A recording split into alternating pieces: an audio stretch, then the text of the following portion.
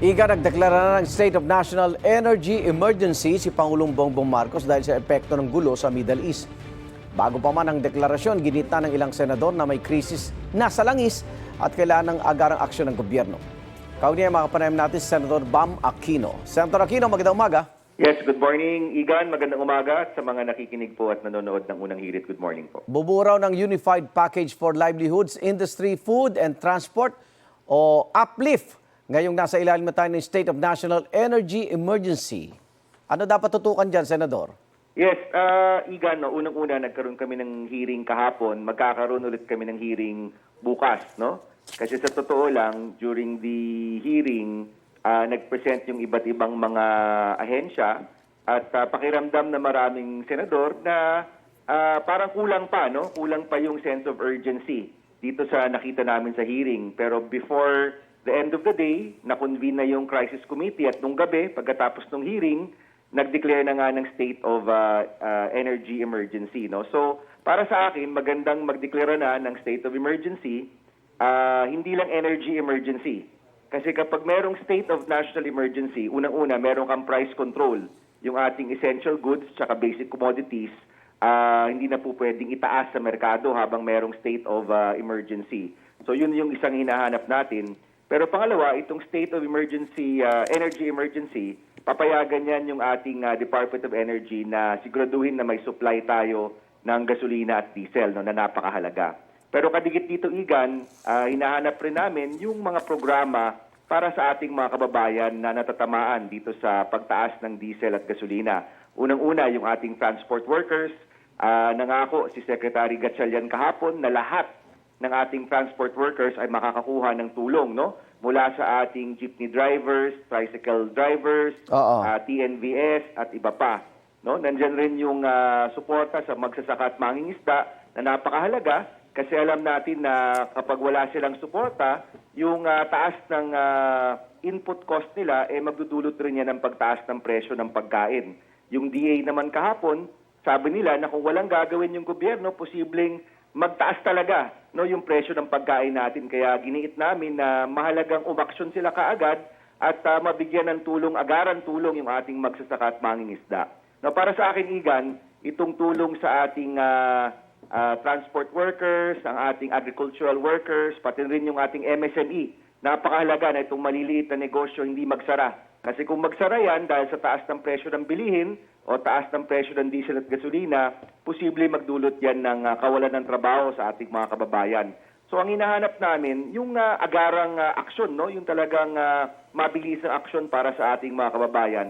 At natutuwa naman ako na nagdeklara na ng state of energy emergency, pero siguro yung next step pa dito, state of national emergency, para magkaroon tayo ng price control sa ating essential goods and basic commodities. Okay, pagdating sa presyo ng mga bilihin, may umiiral po tayong Republic Act 7581 o Price Act of the Philippines. Nandun na rin po lahat ng kapangyarihang ibinibigay sa Pangulo at iba't ibang ahensya ng gobyerno. Opo. Hindi kayo nagkakadoble-doble na lang itong mga programang ito? Hindi. Actually, ikaklaro po namin ito bukas, pero dun sa nabasa namin executive order, hindi pa nakakapagdeklara ng state of national emergency. So hindi pa kasama itong price control natin sa mga essential goods and basic commodities. Sa totoo lang, Igan, kahapon nag-file tayo ng isang bill na kung saan sinasama na rin natin yung gasolina at diesel dito sa Price Act, no? Para kapag may state of emergency, pati yung presyo ng gasolina at diesel, patitigil sa pagtaas. So, final namin yan kahapon. Okay. Sustainable ba yung pamamahagi ng cash? Tsaka itong mga fuel subsidy sa mga apektado, lalo na yung transport sector, Senador? Opo. Well, unang-una, ang pinakamalaking problema kasi natin, Igan, hindi natin alam kung kailan ito titigil, no? We don't know kung titigil itong gera sa Middle East ng 2 linggo o 2 buwan, no? O 6 na buwan, hindi natin alam. Pero right now, nagsabi naman yung BBM kahapon na merong 230 billion pesos na pwede pang magamit. Sa palagay naman po namin, kung may pera naman po, gamitin na natin. Kasi sa bawat araw na mataas ang presyo ng diesel at gasolina, isang araw po yan na nasa state of emergency yung pamilyang Pilipino. Now, yung gusto ko rin sana idagdag, Igan, may 3 lugar na kailangan nating alagaan, no? Yung palengke, yung ospital, at yung paaralan. Unang-una, yung palengke. sa tulong natin sa mga magsasaka at mangingisda at tulong sa mga nagbebenta sa palengke, siguraduhin natin na hindi tataas yung presyo para sa karaniwang mamamayan. Yung ospital at yung paaralan, siguraduhin nating bukas at tuloy-tuloy yung serbisyo, suporta sa mga nurse, mga doktor, mga hospital workers sa ating government hospitals, at syempre yung paaralan. Huwag tayong papayag na magsara ulit yung ating mga paaralan gaya nung nangyari sa pandemya.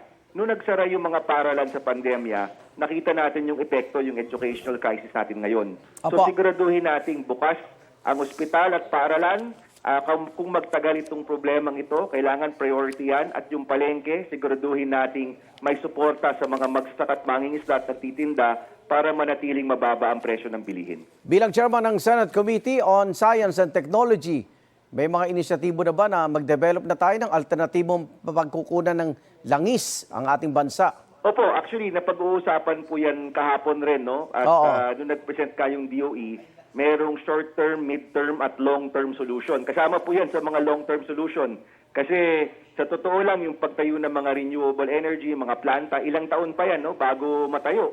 Pero sa short-term, ang mahalaga, meron tayong supply ng langis at ng diesel tsaka ng gasolina. Kasi Opo. yan, kung mawalan tayo ng supply, titigil yung ekonomiya natin, maraming mawawalan ng trabaho. Hindi lang yung transport worker, no? Kahit yung mga pangkaraniwang nagtatrabaho, mahihirapan din sila. Lahat tayo mahihirapan. So, ang pangunahing mungkahi namin sa DOE, siguraduhin may supply ng diesel at gasolina. Kahapon rin, Igan, no? Nabanggit ko rin yung APSA or ASEAN Petroleum Security Initiative, no? Na kung saan yung mga ASEAN countries na oil producing ay dahil meron tayong kasunduan sa kanila, obligado rin silang tumulong at magbenta ng langis sa atin, no? So, Oo. nabanggit ko rin ito at sumang-ayon rin si Secretary Lazaro ng DFA na tama nga, ngayon na tayo ang chair ng ASEAN, pag-usapan na rin itong ASEAN Petroleum Security Initiative para masigurado yung supply natin. Maraming salamat, Senator Bam Aquino. Ingat po. Thank you po, Igan. Salamat. Igan, mauna ka sa mga balita, mag-subscribe na sa GMA Integrated News sa YouTube para sa iba't ibang ulat sa ating bansa.